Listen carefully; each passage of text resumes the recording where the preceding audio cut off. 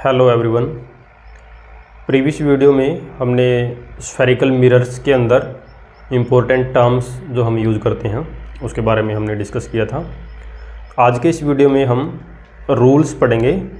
रे डायग्राम हम कैसे बनाते हैं, जिनको हम बोलते हैं रूल्स फॉर रे डायग्राम। तो चलिए शुरू करते हैं वीडियो को। रूल्स फॉर रे डायग्राम पे जाने से पहले थोड़ा सा जो हमने प्रीवियस वीडियो में दो चीज़ें हमने पढ़ी थी, आपको याद होगा। एक फोकल लेंथ,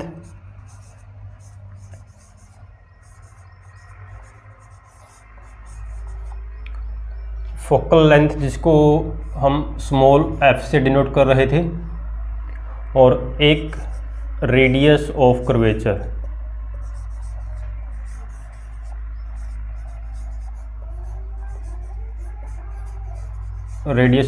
जिसको हम r से डिनोट कर रहे थे। तो थोड़ा सा एक बार देख लेते हैं कि f और r में क्या रिलेशन होती है। तो यहाँ पर हम लिखेंगे रिलेशन बिटवीन, ये जो मैंने ऐसे लिखा है शॉर्ट में, ये बिटवीन के लिए लिखा है, okay. Relation between f and r। तो देखिए, आप थोड़ा सा इसको डायरेक्ट याद रखेंगे कि f और r में क्या रिलेशन होती है। पहले तो f और r का आपको पता होना चाहिए कि f और r कहाँ पर बन रहे हैं। जैसे मान लीजिए मेरे पास एक कॉनकेव मिरर है। कौन सा मिरर है ये? Concave mirror. और कॉनकेव मिरर में ये प्रिंसिपल एक्सिस मैंने बना दी। मान लीजिए यहाँ पर ये है पोल, और यहाँ पर है मान लीजिए सेंटर ऑफ कर्वेचर, और यहाँ पर है ये फोकस। तो ये जो दूरी है इसको बोलते हैं रेडियस ऑफ कर्वेचर, और ये जो दूरी है इसको बोलते हैं फोकल लेंथ। तो इन दोनों के बीच में क्या रिलेशन है? जैसे आप ज्योमेट्री से देख पा रहे होंगे कि जितना ये f और p के बीच की दूरी है, उतना ही c और f के बीच की दूरी है। यानी कि जो CP है वो एक तरह से FP का डबल है। यानी कि यहाँ से ज्योमेट्री से भी हम देख पा रहे हैं कि जो CP है वो डबल है FP का, ओके। और CP क्या होता है? CP हमको पता है कि वो रेडियस ऑफ कर्वेचर है, FP होता है फोकल लेंथ। तो ये एक रिलेशन आ गई हमारे पास, तो इसको आपने याद रखना है, ठीक है। इसका बिल्कुल डेरिवेशन पे जाने की ज़रूरत नहीं है, आपने सिर्फ इसको याद रखना है कि जो रेडियस ऑफ कर्वेचर होता है वो फोकल लेंथ का डबल होता है। यानी कि आप ये भी लिख सकते हैं कि जो फोकल लेंथ है वो रेडियस ऑफ कर्वेचर का हाफ होती है, ओके। ये काफ़ी इम्पोर्टेंट है, क्योंकि जब हम न्यूमेरिकल्स करेंगे मिरर फॉर्मूले पे या आगे पढ़ेंगे तो उनमें ये चीज़ हमको काम आएगी। अब आते हैं अपने टॉपिक पे। हमारा टॉपिक है आज का रूल्स फॉर रे डायग्राम।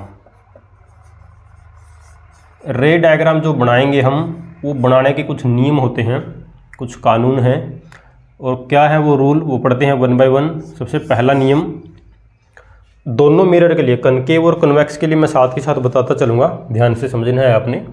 पहला नियम है अ रे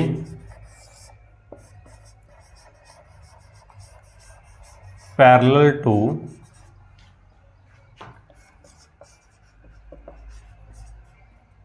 principal axis, a ray parallel to principal axis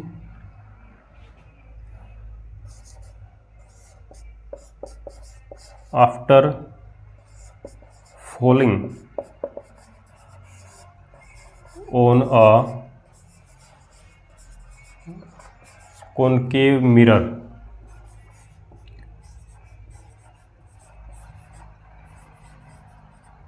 will pass through the focus, okay. अभी इसको कंप्लीट नहीं करते हैं, क्योंकि कन्वेक्स के लिए भी मैं आपको बताऊंगा। कॉनकेव के लिए देखो यहाँ तक हो गया कि a ray parallel to principal axis falling on a concave mirror will pass through the focus. जो कॉनकेव मिरर के ऊपर पड़ रही है, रिफ्लेक्शन के बाद जो है वो फोकस से पास हो जाएगी। Falling on a concave mirror will pass through the focus. ये और लिखना चाहो तो लिख सकते हो आफ्टर रिफ्लेक्शन। After reflection. और ये तो कॉनकेव के लिए हो गया। और कॉन्वेक्स के लिए क्या लिखेंगे? अरे पैरेलल टू प्रिंसिपल एक्सिस, अरे parallel to principal axis will diverge, क्योंकि जो कॉन्वेक्स मिरर होता है वो एक तरह से डाइवर्जिंग मिरर भी होता है, बीम को डाइवर्ज करता है, तो वो डाइवर्ज करेगी, appear to diverge from the focus. Okay, तो उसमें क्या लगेगा? तो यहाँ पर लिख लीजिए, इसी में लिखेंगे और अपीयर टू डाइवर्ज भी लिख सकते हो आप यहाँ पे, या फिर appear to come from, appear to diverge from the focus. वहाँ पे अपीयर होगी, एक्चुअल में वहाँ पे क्रॉस नहीं करेगी फोकस को। From the focus in case of convex mirror. तो ये है कहानी पैरेलल रे की। तो किस तरह से होगा देखिए, जैसे इसी में मैं डिनोट कर देता हूँ ऊपर जो मैंने रे डायग्राम बनाया है, कि अगर कोई रे इस तरह से आ रही है, तो ये रे आपको दिख रही होगी, ये जो रे है ये प्रिंसिपल एक्सिस है, और ये ऊपर वाली जो रे है ये प्रिंसिपल एक्सिस के पैरेलल जा रही है। तो कॉनकेव अगर मिरर होगा तो रिफ्लेक्शन के बाद ये जो रे है ये आपकी फोकस से पास हो जाएगी। ओके, ये तो कॉनकेव के लिए हो गया। जो रूल मैंने लिखा उसके अकॉर्डिंग मैं आपको बता रहा हूँ। कॉन्वेक्स में क्या होगा? जैसे मान लीजिए हमारे पास ये कॉन्वेक्स मिरर हो गया। कॉन्वेक्स की पहचान तो आप सभी को पता होगी, बता दी थी मैंने। क्या होती है कि जिसका reflecting surface centre of curvature से अवे होता है। तो इसका सेंटर ऑफ कर्वेचर देखो यहाँ पे होगा कहीं ना कहीं, इसका फोकस यहाँ पर होगा, और इसमें जो है कोई रे प्रिंसिपल एक्सिस के पैरेलल इस तरह से आएगी। ओके, प्रिंसिपल एक्सिस के पैरेलल जो है वो रे इस तरह से आएगी। देखो ये रे जो आपको दिखाई दे रही है, ये रे जो है इंसिडेंट रे, जिसको हम बोल सकते हैं इंसिडेंट रे। तो आप ये देख रहे हैं ये जो रे है ये प्रिंसिपल एक्सिस के पैरेलल आ रही है। जब ये रिफ्लेक्ट होगी तो रिफ्लेक्ट होकर इधर चली जाएगी, क्योंकि ये तो जो मिरर होता है ये डाइवर्ज करता है बीम को, डाइवर्जिंग मिरर है। तो इसमें देखोगे आप, ये हमको ऐसा लगेगा कि ये कहाँ से डाइवर्ज हो रही है? फोकस से हो रही है। ये है आपका पहला नियम। आगे चलते हैं रूल नंबर 2। रूल नंबर 2 क्या कहता है? अ रे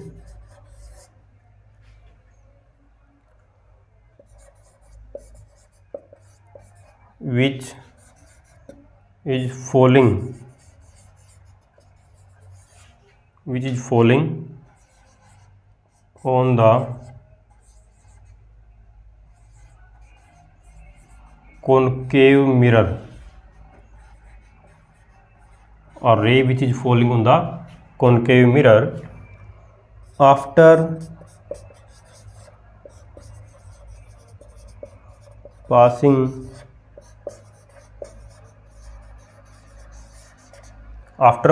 through the focus, after passing through the focus will go parallel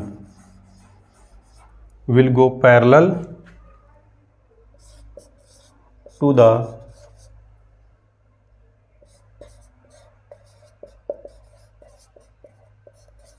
principal axis after reflection,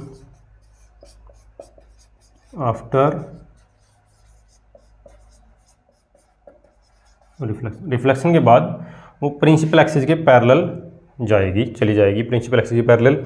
ये तो हो गया कॉनकेव के लिए। और कॉन्वेक्स में क्या होगा? अब देखो कॉन्वेक्स आपको दिखाई दे रही है, तो कॉन्वेक्स में तो फोकस के पास लाइट जा ही नहीं सकती। तो यहाँ पर हम क्या बोलेंगे? यहाँ पर बोलेंगे और अ रे which is moving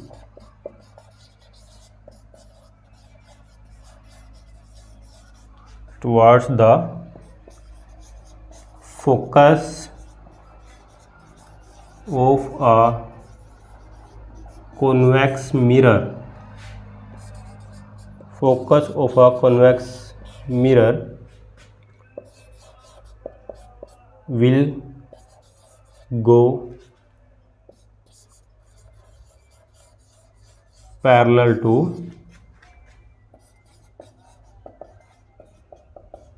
principal axis. देखिए यहाँ पे स्टेटमेंट थोड़ी लेंथी हो रही है क्योंकि दोनों मिरर के लिए मैं एक्सप्लेन कर रहा हूँ एक ही पॉइंट में।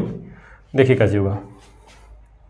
अब पहले कॉनकेव के लिए देखो, जैसे मान लीजिए हमारे पास कॉनकेव मिरर है, ये प्रिंसिपल एक्सिस है, यहाँ पर कहीं ना कहीं मान लीजिए सेंटर ऑफ कर्वेचर होगा, यहाँ पर क्या होगा, फोकस होगा। तो कह रहा है कि अगर कोई रे फोकस से पास होके मिरर पे पड़ती है, ये एरो काफ़ी इंपॉर्टेंट है, एरो ज़रूर लगाना इसमें। रे डायग्राम जब बनाओगे, चाहे इमेज फॉर्मेशन के लिए बनाओ, चाहे ये रूल्स के लिए बनाओ, तो ये जो रे आ रही है इंसिडेंट रे, फोकस से पास होकर अगर मिरर पे पड़ेगी तो रिफ्लेक्शन के बाद प्रिंसिपल एक्सिस के पैरेलल चली जाएगी। कॉन्वेक्स में कैसे होगा, ये कॉन्वेक्स मिरर मैंने ले लिया, ये है आपका जो है प्रिंसिपल एक्सिस, इसका फोकस और इसका सेंटर ऑफ कर्वेचर तो इधर होंगे ना, पोल से राइट साइड में। ये पोल होता है, पोल से राइट में होंगे, कॉनकेव में पोल के लेफ्ट में होते हैं। यहाँ पर होगा ये फोकस, यहाँ पर होगा सेंटर ऑफ कर्वेचर। अगर कोई रे फोकस की तरफ जा रही है, ये ऐसा नहीं बोलेंगे फोकस से पास हो रही है, क्योंकि इसमें फोकस से पास नहीं होगी रे, बिकॉज कॉन्वेक्स मिरर है और मिरर के पीछे लाइट नहीं जाएगी। तो ये इंसिडेंट रे इस तरह से जा रही है, फोकस की तरफ जा रही है। देखो आप, अगर आप इसको एक्सटेंड करोगे ना ऐसे डॉटेड लाइन से, इसको एक्सटेंड करूँगा मैं, तो आप देखेंगे कि ये जो है फोकस से पास होगी। तो ये रे मिरर पे पड़ने के बाद ये जो है ना प्रिंसिपल एक्सिस की ऐसे पैरेलल चली जाएगी। ठीक है, तो ये है आपका रूल नंबर 2। अब आते हैं rule number 3।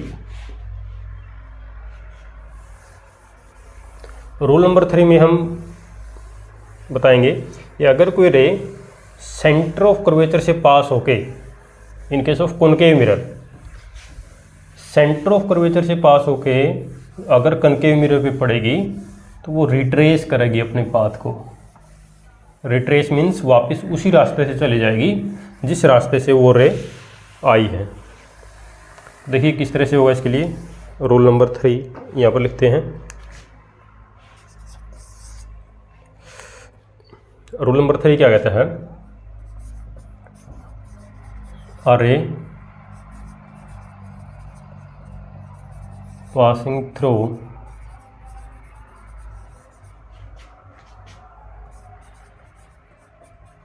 center of curvature, a ray passing through center of curvature of a concave mirror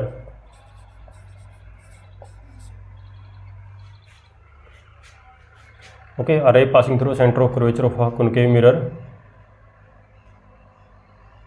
will,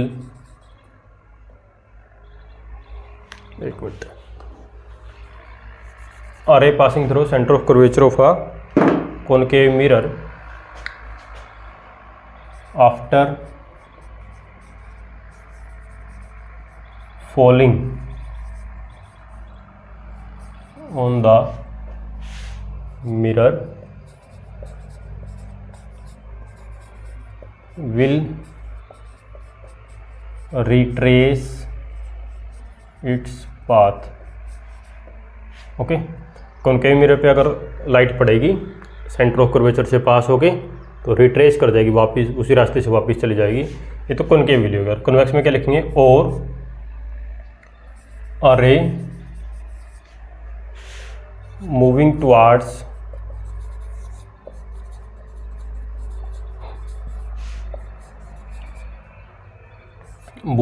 the centre of curvature, जिसको हम सी से लिखते हैं, will retrace its path after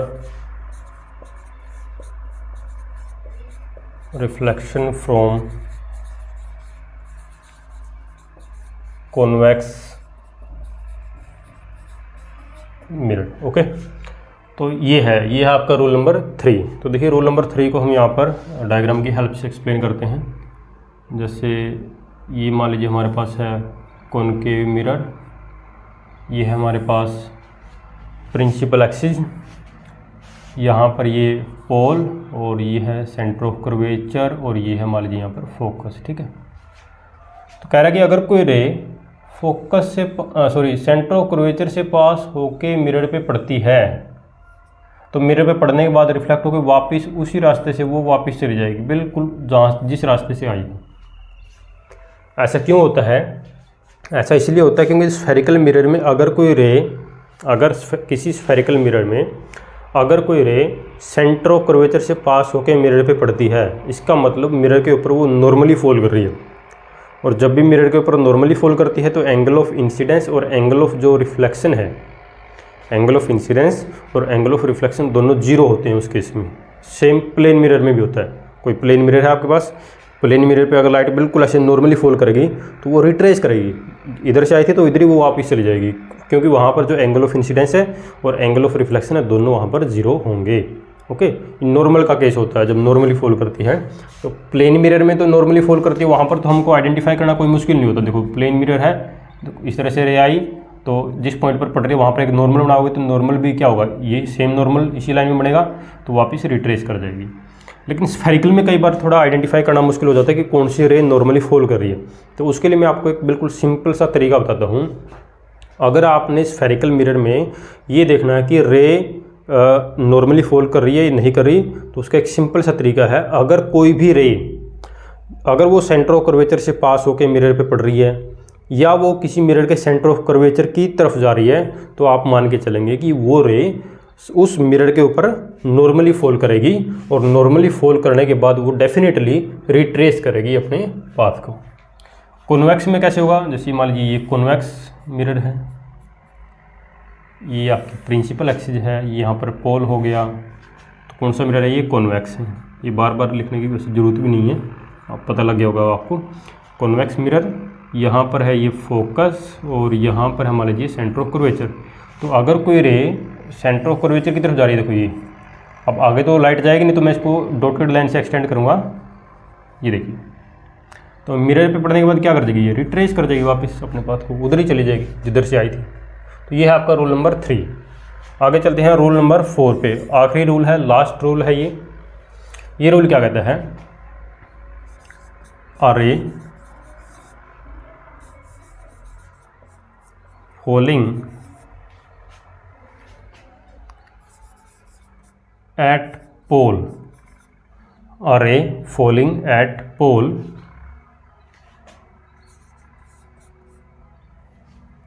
तो इसमें हम क्या लिखेंगे? अगर कोई रे पोल पे फॉल कर रही है, पोल पे मीन्स ये जो पोल आपको दिखाई दे रहा है, तो इसी रे डायग्राम में हम इसको एक्सप्लेन कर सकते हैं। कोई भी कनकेव है चाहे कॉन्वेक्स है, अगर कोई भी रे पोल पे फॉल करती है इस तरह से, देखो ऐसे, तो जितने एंगल से वो फॉल किए, जो उसका एंगल ऑफ इंसिडेंस है, तो उसी एंगल से क्या करेगी वो रिफ्लेक्ट करेगी, यानी कि एंगल, ये एंगल ऑफ क्या होगा, रिफ्लेक्शन होगा, ये एंगल ऑफ इंसिडेंस है। और ये तो हमने रूल्स जो पढ़े थे, रूल्स रिफ्लेक्शन के जो नियम हमने पढ़े थे, वहाँ पर मैंने आपको बताया था कि जितना एंगल ऑफ इंसिडेंस होता है उतना ही एंगल ऑफ रिफ्लेक्शन भी होता है। तो ये रूल क्या कहता है? A ray falling at pole of a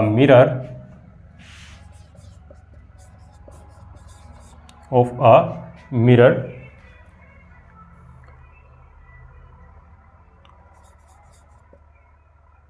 with some angle of incidence, okay, with some angle of incidence will reflect, making the same angle with